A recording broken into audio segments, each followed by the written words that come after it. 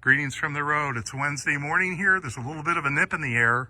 This has got to be the oldest vehicle that I've owned that's been in the same family for almost darn near 100 years. This is a 1910 Sears buggy. We just rolled it out of the garage back there in the corner where it sat for probably 40 years. Miss Julie and Mr. Bill, they're going to tell you about this car. And again, the story is just remarkable. And I'm going to get a little bit closer here. And I'm going to let Julie just start off and say when the car came to the family. So go ahead and... In 1925, 1925. my grandfather bought it from a woman who was contemplating sending it to the dump. He paid $5 for it. And... She was selling the contents of her husband's machine shop. Right. In Reading. In Reading, Mass. In Reading, Mass, which is about 10 miles outside of Boston. Correct. And it was still not quite a suburb at that time. It was still a separate community. Yeah. Yep. So he paid her just $5, and you were saying he thought he'd use it to make trash runs to the dump. He was going to use it to go to take stuff to the dump. And so he buys it. He bought it. He owned a garage. And the garage you mentioned used to be a car dealership. It was originally a car dealership. Right. Chrysler. Okay. And my father took over the business, and the Sears was stored in the garage for years. And when I was a child, my father used to put a sign on the back of it, and we'd ride around Reading advertising the church fair. Now, when your grandfather had it, you were just 2 months old, you mentioned. So do you ever remember your dad telling you that this ran when your grandfather had it, that he drove it? I don't ever remember that. Okay, but your dad got it But running. my dad had it running. Okay, so your dad got the car running. This patina is just absolutely fantastic. Everything on this presents as original. Now, you got 1902 on the back. We thought it was 1902. Okay, so who painted the 1902? Probably my grandfather, but Your possibly grandfather. my father. But possibly your father.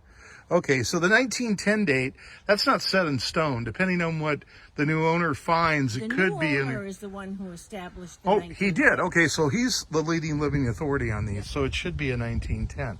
So it's got dual chain drive. Okay, so then your parents buy this house in Mirror Lake. Correct. And it comes here. My father put it on a flatbed and towed it up here. And that's about 100 miles away from Mirror Yes. Lake. Okay, so your parents retire here, and you told me there was an incident that occurred in town, and then it was put away. And there was a church fair, and he used to drive it around town to advertise the church fair. Right. But This then was you said... back in Reading. Okay, and back in Reading. And then what happened that caused him to not drive it anymore? The last time that we took it out, we lived on Main Street. Okay. And as he was turning into the driveway, there was an accident behind us. Oh, okay. A car accident. Okay. And he feared that he was the distraction that caused the accident. So he just vowed never to take it out again. Right. Wow. So he did take it out once up here. Right. To take the grandkids for a ride. The grandkids for a ride. So we got another horn here. We've got a little bell there. But this paint, I mean, everything about this, the paint presents as original to me. The hard rubber wheels look original. Everything on this looks basically original. It's got dual exhaust. That could be the original coach light on the back. It's just a fantastic vehicle. Okay, so this is going to a serious collector, folks, outside of Chicago. He's a 50-year PIN member of HCCA and AACA, and he has a fine collection of these.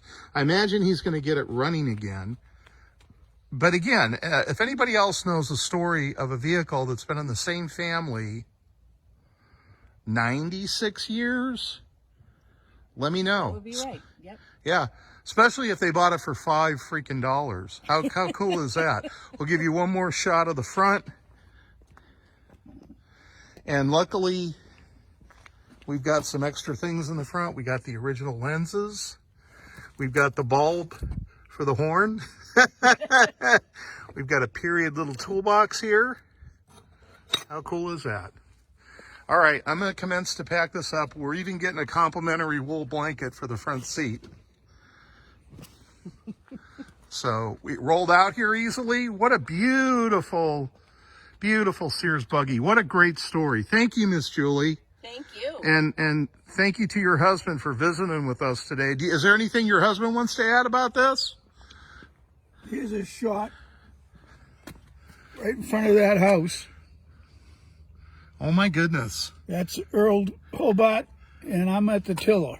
I'm That's Bill. you. That's you at the tiller. Now, when was that? You were driving it. We drove it. He had it run. It was about 1974. 19. I think it was in the 80s Oh. because the kids also rode in it. That's right. So it did run in the 80s. Yeah. Yes. So, well, that's great. That's a great picture. All right, folks. I'm Thank going to you. load this up, and I got to go get a Model T. Everybody has a good morning and a good day. Thanks for watching.